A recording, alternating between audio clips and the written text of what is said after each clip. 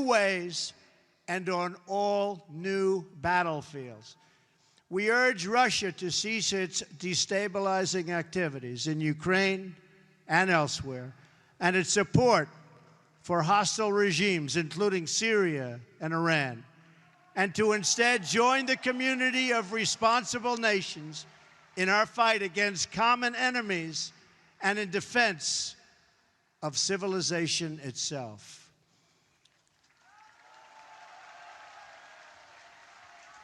Finally, on both sides of the Atlantic, our citizens are confronted by yet another danger, one firmly within our control.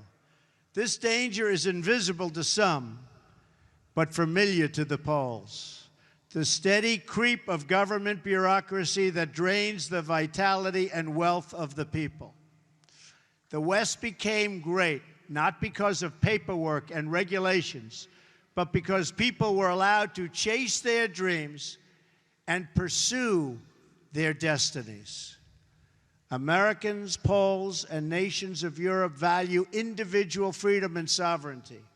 We must work together to confront forces, whether they come from inside or out, from the South or the East, that threaten over time to undermine these values and to erase the bonds of culture, faith, and tradition that make us who we are.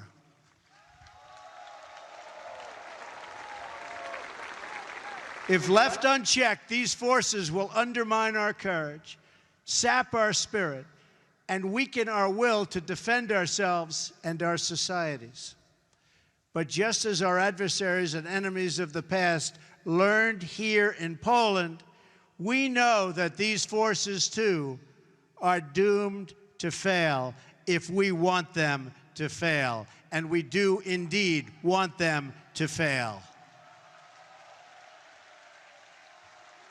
They are doomed not only because our alliance is strong, our countries are resilient, and our power is unmatched.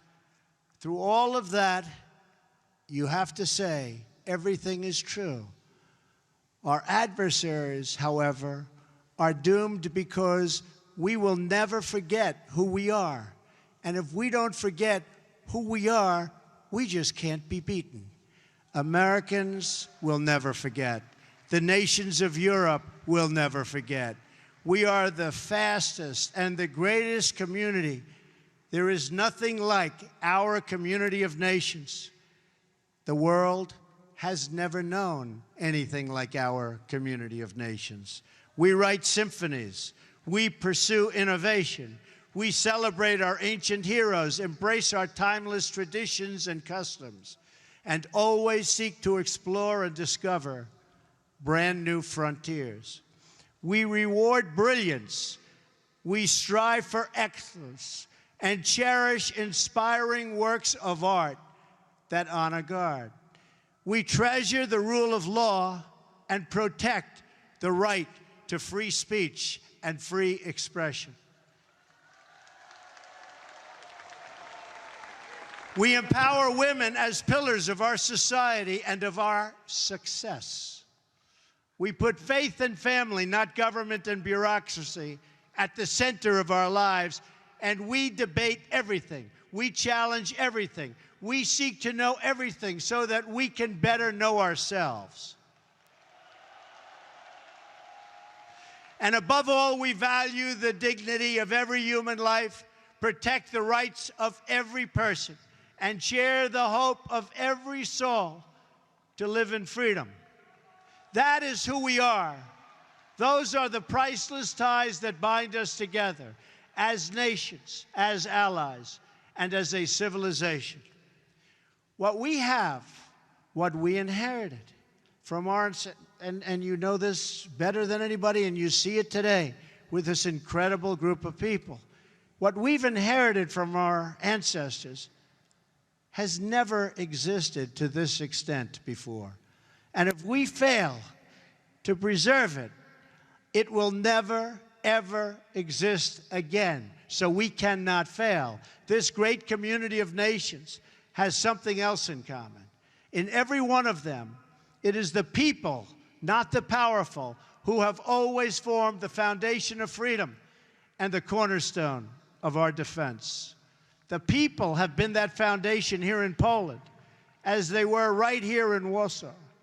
And they were the foundation from the very, very beginning in America. Our citizens did not win freedom together, did not survive horrors together, did not face down evil together, only to lose our freedom to a lack of pride and confidence in our values. We did not, and we will not.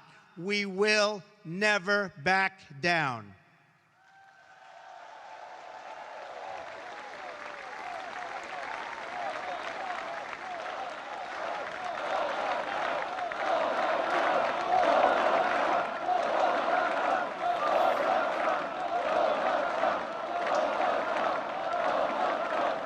As long as we know our history, we will know how to build our future.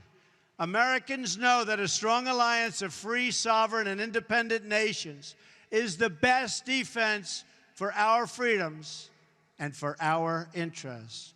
That is why my administration has demanded that all members of NATO finally meet their full and fair financial obligation. As a result of this insistence, billions of dollars more have begun to pour into NATO. In fact, people are shocked, but billions and billions of dollars more coming in from countries that, in my opinion, would not have been paying so quickly. To those who would criticize our tough stance, I would point out that the United States has demonstrated, not merely with words, but with its actions, that we stand firmly behind Article 5, the mutual defense commitment. Words are easy, but actions are what matters. And for its own protection, and you know this, everybody knows this, everybody has to know this,